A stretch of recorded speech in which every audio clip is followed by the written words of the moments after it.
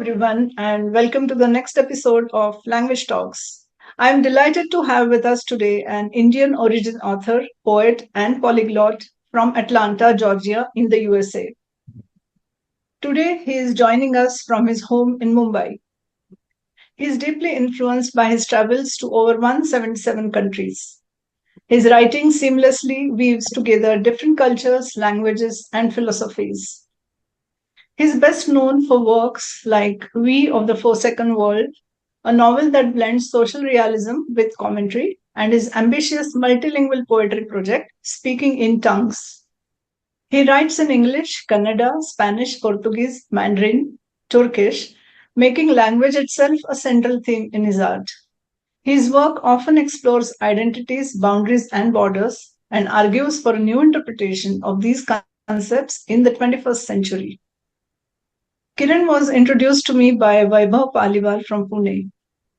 Vaibhav is a creative entrepreneur and social impact visionary who believes that arts and literature hold the power to transform lives and communities.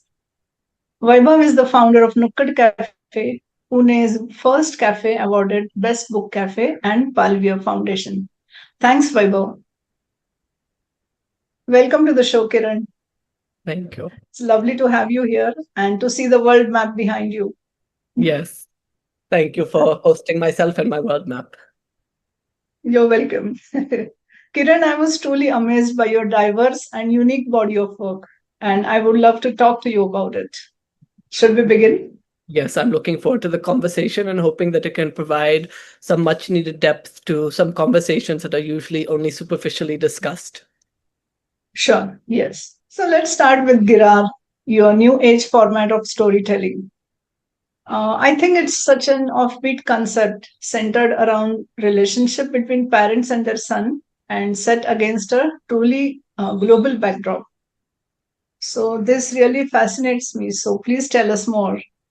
Well, first of all, thank you for having me and thank you for hirar is a word in Spanish which means to turn, like gumna in Hindi or many other languages. I can use the word to turn, but for the sake of the people who might be listening here. And ultimately, it is an attempt at me to tell what is a somewhat autobiographical story, but also a very global story, to tell the story of the world and myself. It was a little inspired, a little bit, I had these uncles, even in the US, they're those typical religious uncles.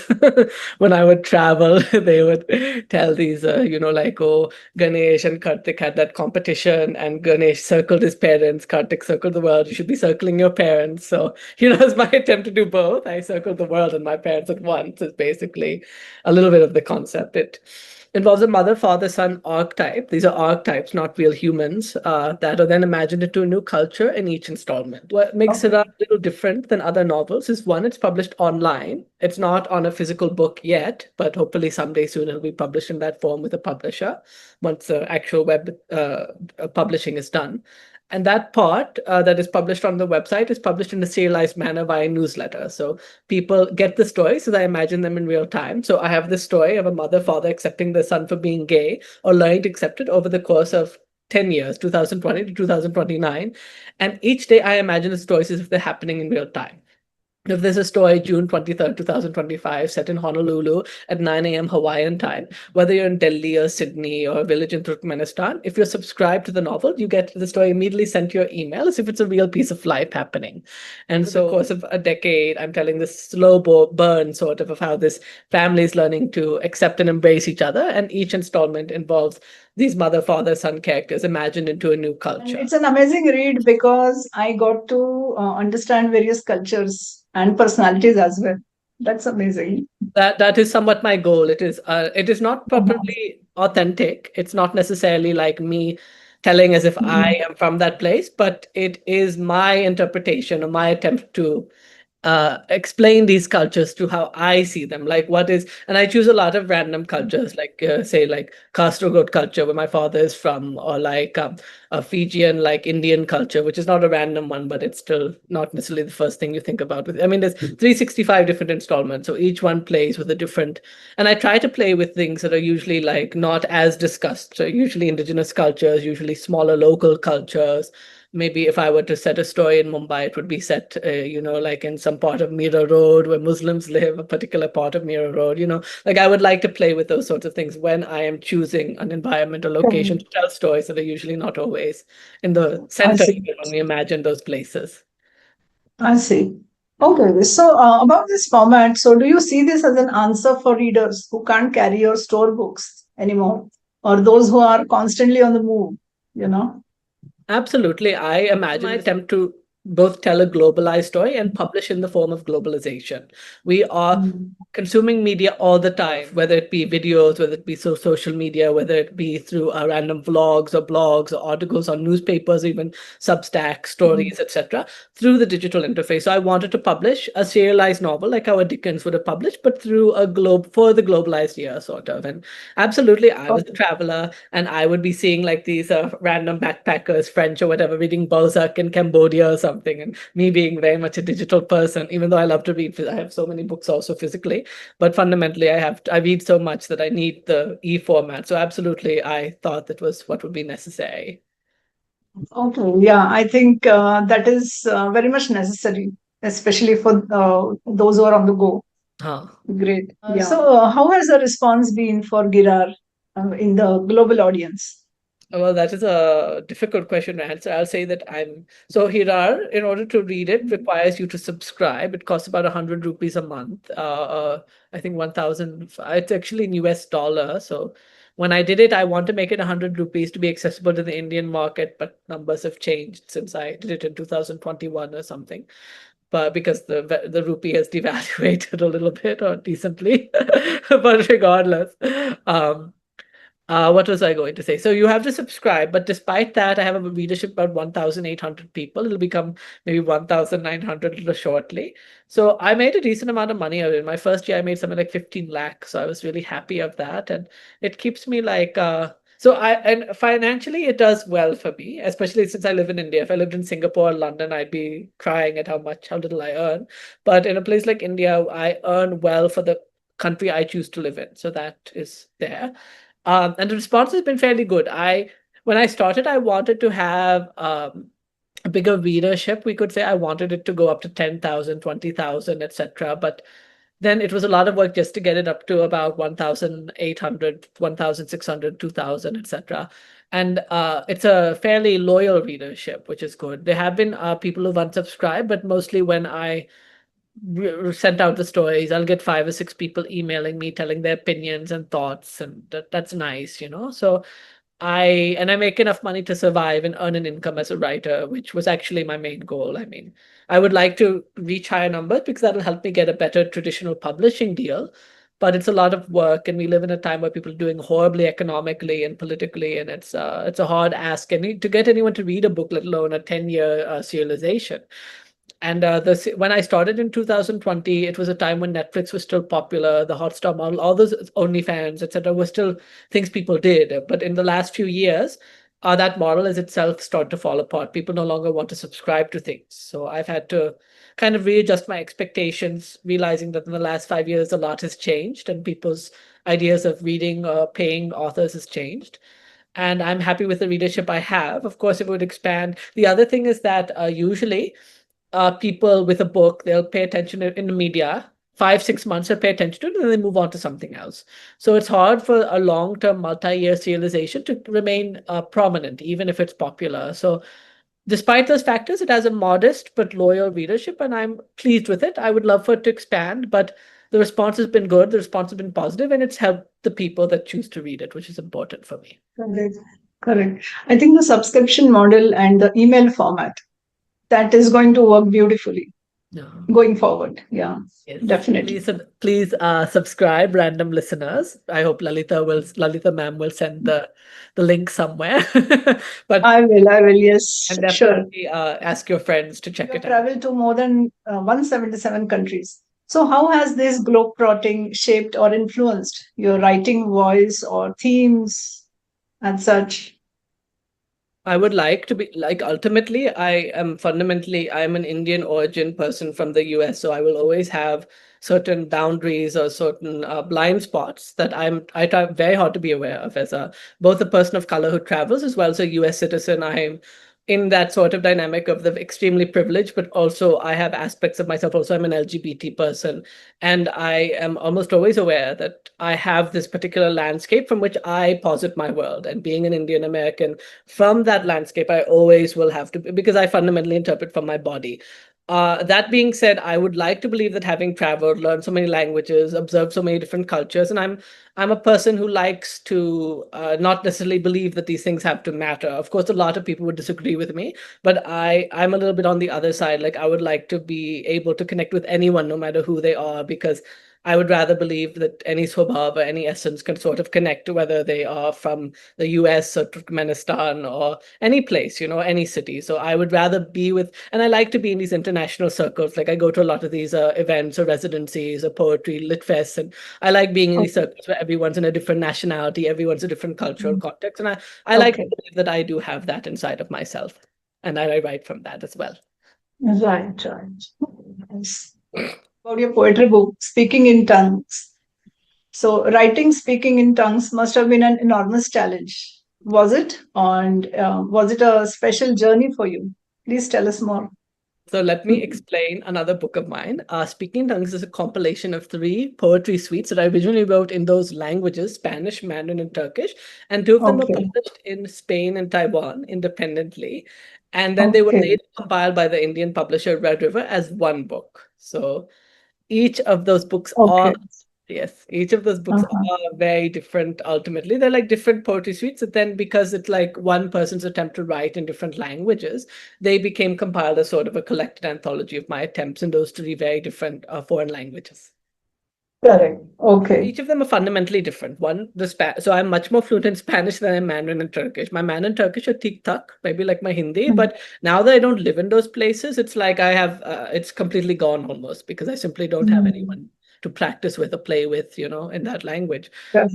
But at the Mm. times when I lived in China and Turkey, it was like part of my daily life. And so I would think in those languages more because I had to, and I want to study them, I want to learn them. And so, say Mm. something like Spanish was done because I knew the language fairly well, but it's not a personal language. It's not a language I feel in. So I could write Mm. very deep and sort of dark things about my childhood without having to be emotionally touched.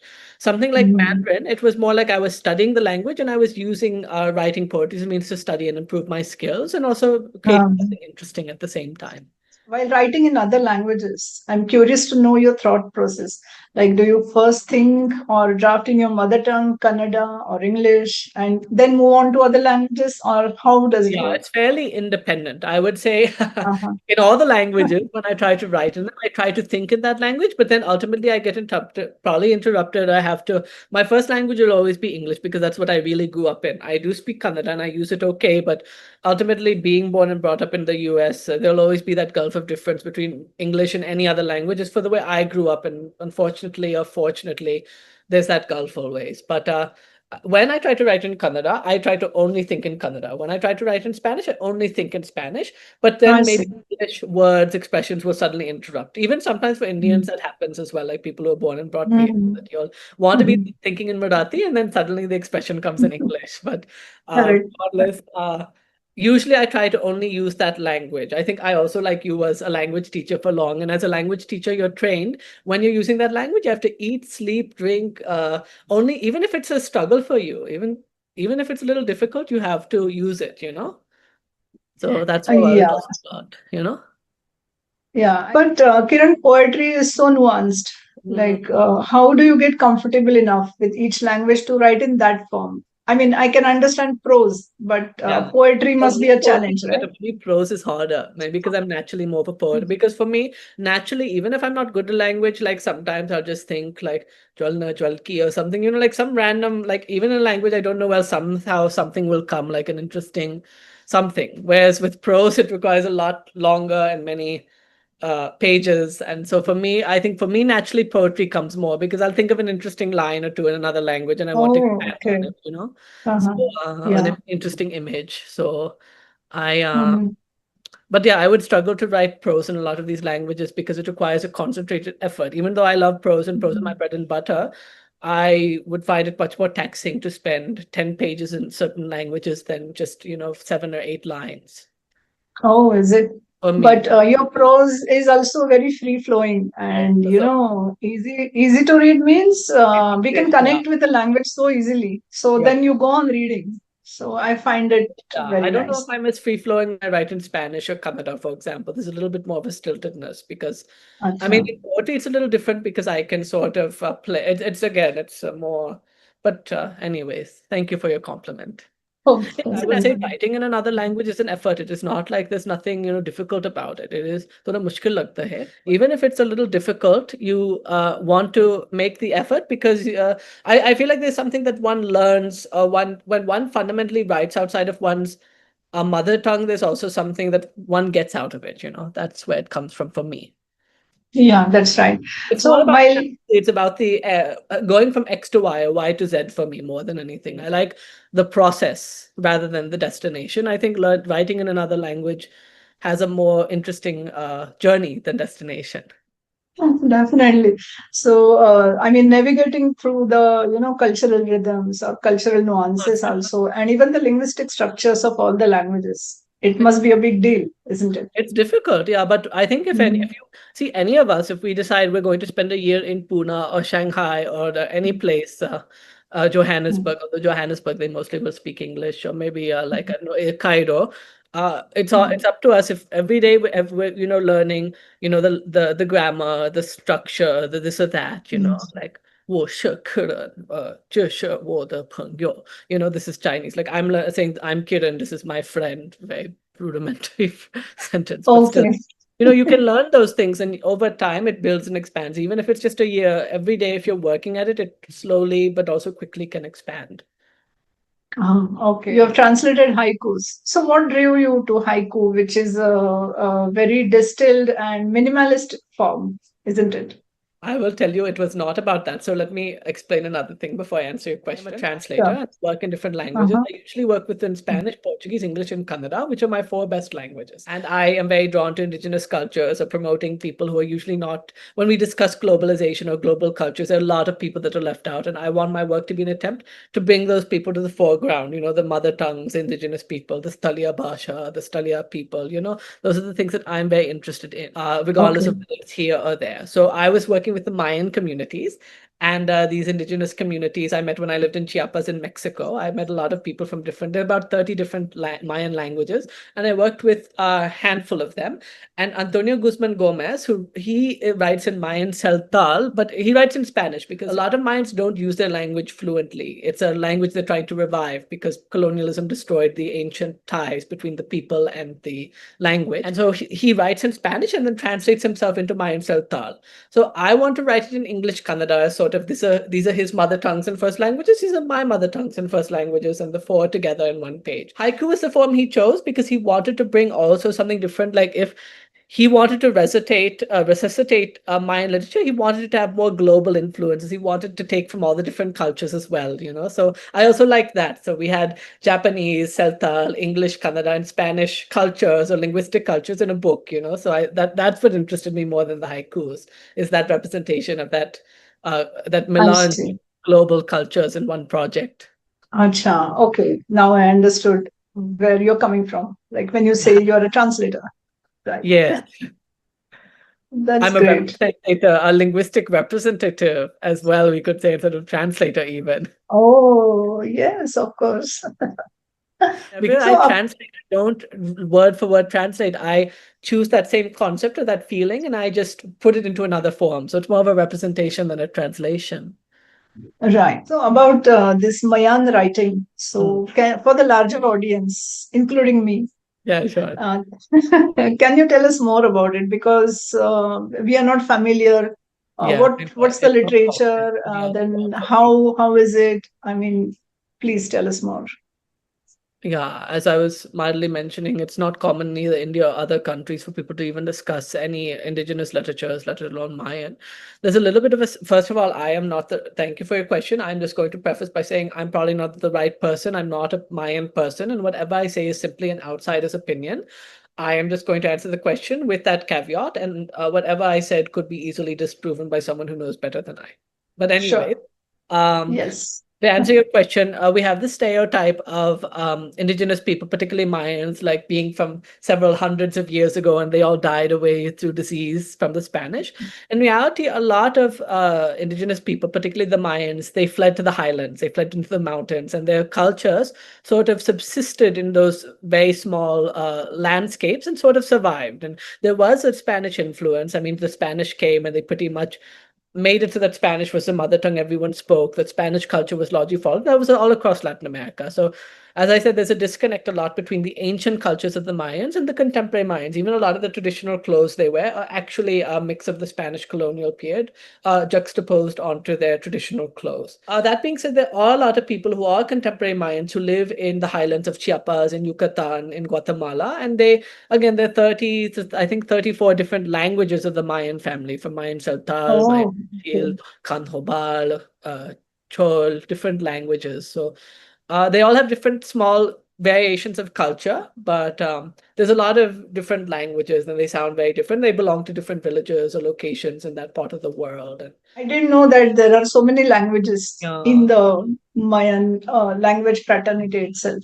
I will say again with the caveat that a local or native who truly knows the culture should be answering that there's a lot of culture. There's certain cultures, like say, I think in South India, our cultures are very rooted in language, and I think that the language and the linguistic culture is very important. I think in certain cultures, like the Mayan languages, I think textile is very important. Textile is very important, and a lot of the indigenous Oh, cultures through textile, through the clothes, through the pottery. And so that's something oh, you okay. can only see if you actually observe Yeah, those different things that they do. But interesting. Now about literary festivals. yes, There are spaces where so many cultures, ideas, and languages meet. And I think you visit and you are a part of a lot of literary festivals. So I would like to understand from you, from your perspective, what role do these festivals play in shaping global literature?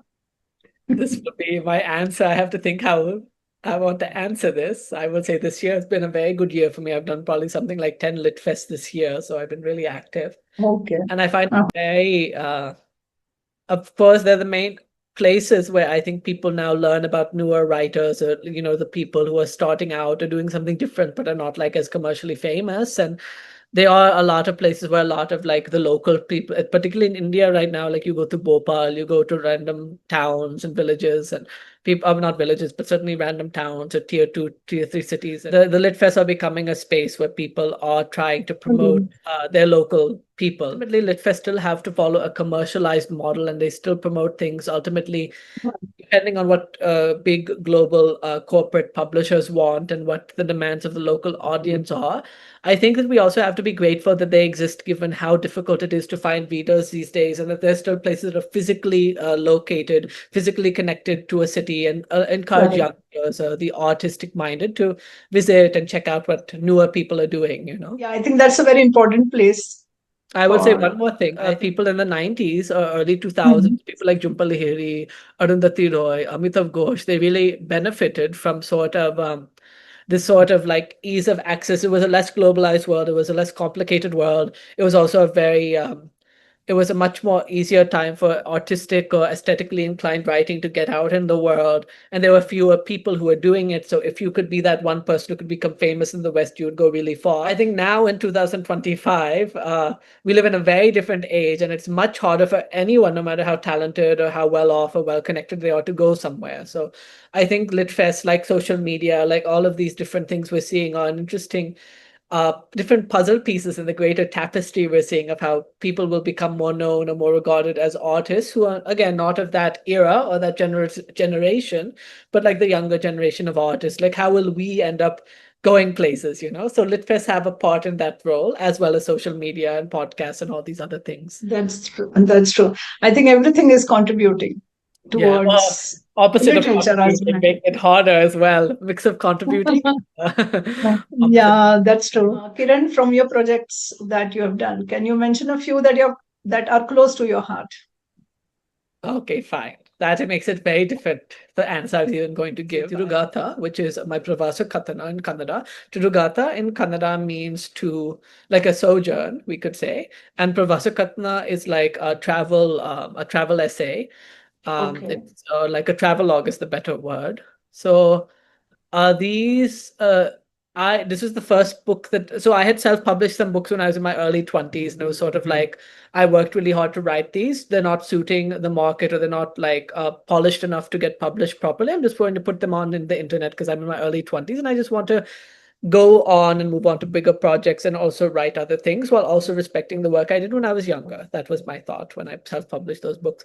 Tirugata was my attempt to choose to write in Kannada, and it was an idea that one of my chikkama is like a younger aunt, basically. My mother's cousin sister, younger cousin sister, she gave me this idea like, you've traveled so much, why not write about it? And people in Karnataka are not usually like me, people who've traveled. I mean, now you have vloggers, and I do follow some of them who go to Iran or Iraq or Sudan or etc. But generally speaking, at the time I wrote this particularly, there were not many people with a Kannadiga background who traveled. So I liked the idea of writing a book in which I picked some of my key travel experiences and wrote about it, what I learned, what I liked about it, to inspire people of that background to possibly travel, consider living a life of travel or living a life digitally and traveling, and making people think, when I thought about the youngsters who are in those schools in small villages in like Mandya, or, Perla, which is in Kerala, but Kannada speaking, and I thought like, I want them to read this book and think, wow, maybe someday I will be like him and I'll go to these random places. So, Wow. That's a nice thought. yes. I'll say is We of the Forsaken World, which I'm really grateful for. It's a novel I published in 2020 in Canada, and it was a book I worked on for 10 years. And it was my first attempt to try to create a more globalist vision in a book, And it was very different from We of the Forsaken World because I imagined a multitude, a throng of characters, and I wanted to unite them by the stories of four disparate lands sort of falling apart, like what we're seeing also very contemporaneously. Big cities of the hyper rich or hyper poor, like a Mumbai or Nairobi or Sao Paulo, where people at the like people are being sexually trafficked or having their lives completely upended by corruption and the dirtiness. I don't mean the dirtiness like the physical dirtiness, but just the dirtiness that a very poor, very rich city can create, And then you have like a city destroyed like a Bhopal. It was very much inspired by Bhopal, actually, that's destroyed by industrial spill. And a journalist comes back who has his origins there, but it's from another place, comes back and tries to tell the story, but finds something else. And then there's a third little town that where sexual, like, 50 kilometers away from everywhere else, where norms, ideas of sexuality are changing, and how it affects like a young teenager who's trying to get married, who happens to be a milkmaid. And then one of these middle of nowhere tribal lands that inside of their tribal land, a chief's two sons are figuring out who's going to be the next chiefs, but outsiders are coming and lawmakers are coming and trying to take the land. So these are places that could be anywhere in the world. They're very contemporary problems, and I want to tell the stories of a multitude of people who were united by these four landscapes, and also united. The novel actually crisscrosses through perspective upon perspective. It crisscrosses through 16 people, and in doing so tells four greater stories. And so that was the first novel that it was a novel I worked on very hard, and it got a good amount of readership. It sold like 3,000 copies, probably a little bit more now. So I'm grateful for that, which is good for literary fiction. And it That's helped right. to establish a space for me in the world. So I'm also very grateful for it. And novel I'm very proud of, and I'm excited to say an expanded edition. That why I was hesitant to say 16 characters is there'll be now this expanded edition with 32 characters, not 16. It used to have like hundreds or 64, and I kept having to whittle it to suit contemporary publishing. So Dowley Books, which is publisher in Odisha, is going to be publishing an expanded edition sometime at the end of this year. So I'm really excited for that to come out, and it'll have a lot of commentary and new reviews and recommendations inside of it. So I Oh, that's expect to see that's that great. come. Yeah.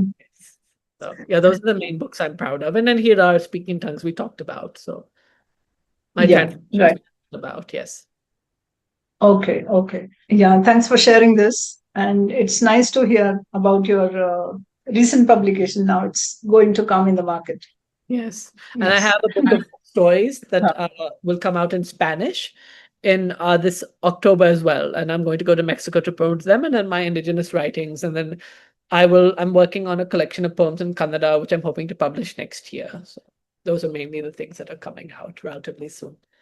Wow, that's a lot. Having talked thoroughly about your work and you explained so nicely about your travels and your work and everything. So, how would you highlight the importance of learning languages? It is hard. It is again a very personal question. There are people who spend all their time living in Maharashtra, speaking Marathi, maybe Hindi when they need to, and they live a very fulfilling life. I personally feel that because I've traveled and engaged with people in different languages, I've had even a richer life than if I had just stayed in Georgia and been remaining an English speaker. I personally believe that I've connected and been able to mold myself in a way to connect to people who live in villages in China, who live in the Arctic in Russia, and who can, I can go to a corner and sit and eat with chopsticks and connect with someone while eating, my like fried tofu in miso sauce while also, talking to people in Chinese. I like that. I like that I've learned and met people who are so different from me, and that I, despite that, could find a way to connect through language, because it's when we speak of another person's mother tongue, even if we don't speak it well, I think something about that opens up a door inside of them, and they're wanting the fact that you're learning, or the fact that you've learned something of it, makes them want to connect with you more. So I like that opening of the door it creates. And a lot of people don't know other languages. So I found the onus on myself to learn in a certain way, to make it that I made the attempt to get to know them, but there are plenty of people who live very satisfied and happy lives never having done that. So it depends on You're you. so right. It opens doors to so many cultures and Yes. so many things. I'm sure you Absolutely. as I a totally German, agree. I mean, if you had never learned German, your life would have been so different in certain ways, right? Totally. Yes. Already you know so many languages. So, which other languages do you plan to learn, or which other language I just want to do attract maintain. you? I want to maintain the languages, and a lot of them because I live Mhm. in Mumbai, I mostly speak English, Hindi. Hindi with Mhm. people who are like of a different, how do I say? Like if I'm talking to a chai wala, sabji wala, my kam wala, then I speak in Hindi. Usually with friends, I speak in English, and I am not, because my English is better than my Hindi. So I would not like switch into Hindi while speaking in English, because usually that happens when you're thinking in Hindi and you're having to speak in English and then suddenly Hindi comes out. But for me, I'm thinking in English, so it's different. But there's a part of me that wishes that I could sometimes switch into Chinese, Arabic, French. Sometimes I do, because Mumbai is a global city, so I go to these parties. I'm fairly successful in those international circles, so I do go to parties hosted by the Mexican consulate or the Finnish consulate, and then. But then their personalities are still a little different from mine, so sometimes we don't always get along. They can be a little bit, not my type of personality That's sometimes. right. You see, that's the end of the day, regardless of our nationality or background. We also have to meet, like, I'm a person who likes to talk to the sabji wala, the chai wala, sometimes more than like a business person who lives in BKC. I mean, I want to talk to someone who's a little humble, and so, not humble, but, it's not like having that pretension or air to them. I think some of us prefer that. But I am actually Marathi now because of all this politicization of the language. And I'm a very proud, like, Okay. Andam Gelgate sort of person, like we have to sort of, I believe a lot in speaking Kannada and Karnataka, and I'm someone who wants that, I mean, that sort of, I mean, I like those tendencies, even though I don't always agree with them politically, even in Maharashtra. But there's a part of myself that feels a little bit like a hypocrite, because I'm always telling people you should speak Kannada and Karnataka, and then I don't speak Marathi in Maharashtra. So I feel Okay. bad about it. I wonder about, but I also Yes. Mumbai, and factually and accurately, I next to never hear Marathi, even where I live. So it's like there's that disconnect, because I live in Mumbai. If I lived in Pune or another city, I might have learned Marathi by now. But by Mm. 80% of the time when I'm on the street, I have to speak in Hindi. Maybe if I assess a person, looks like you would know good English or they would know good English, then I would probably switch to English. But most of the time when I'm out and about, I use Hindi. But you're right. Maybe if I knew some Marathi and I would try, I might actually also come to realize they know Marathi as well. Some people have said that, because I Mm. uh, I have had the assumption that people in Mumbai only speak Hindi, Marathi, and don't know much English.